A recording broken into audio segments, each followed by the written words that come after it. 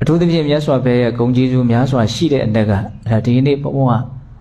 ယောဂီတို့ရဲ့နှုတ်ဖျားမှာနေတိုင်းရွတ်ဆိုပြီးတော့နေတဲ့အတိပ္ပယ်ကိုသိမယ်ဆိုလို့ရှိရင်အလွန်တရာမှအကျိုးကျေးဇူးများမဲ့ဂုဏ်တော်၃ပါးကိုဒီနေ့ပြောမယ်နော်လူတိုင်းတိတ္တဆအရွယ်ကစပြီးတော့ဗုဒ္ဓဘာသာဝင်တွေဖြစ်တဲ့အတွက်ကြောင့်နမောတတ္တဘဂဝတောအရဟတောသမ္မာသမ္ဗုဒ္ဓတ္တလို့ကလေးလေးတွေကစရှ िख ိုးတတ်တယ်မြတ်စွာဘုရားကို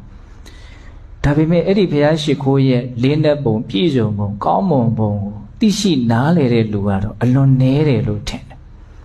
ပြောရင်မြတ်စွာဘုရားရဲ့ဂုဏ်ကျေးဇူးတွေကိုတော့ဆင်ခြင်ပြီးတော့ရှ िख ိုးနေတဲ့ဘုရားရှ िख ိုးထဲမှာဒီဘုရားရှ िख ိုးကအကောင်းဆုံးပဲအပြည့်စုံဆုံးပဲဟုတ်လားဒါလေးကိုနားလည်ရမယ်နော်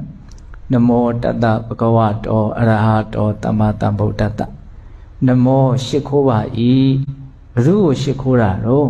တတ္တထိုမြတ်စွာဘုရားအားအဲ့ဒီမြတ်စွာဘုရားကဘယ်လိုမြတ်စွာဘုရားတော့ဘဂဝတောဟောလာပြီနော်ဘဂဝတောဘဂဝါကုံနဲ့ပြည့်စုံတော်မူသောမြတ်စွာဘုရားဘဂဝါကုံဆိုတာဘာလဲအကျဉ်းမြတ်ဖြစ်တော့ဘုံတော်နန္ဒကံတော်နန္ဒဉာဏ်တော်နန္ဒတကောတော်နန္ဒနဲ့ပြည့်စုံတယ်လို့ဒီလိုနားလည်ထားတယ်ဟုတ်လားအဲ့ဒါကိုပို့ပြီးတော့ထဲထဲဝင်ဝင်လေးစဉ်းစားတတ်စေခြင်းမြတ်စွာဘုရားဆိုတာလောကမှာအပြည့်စုံဆုံးလူသား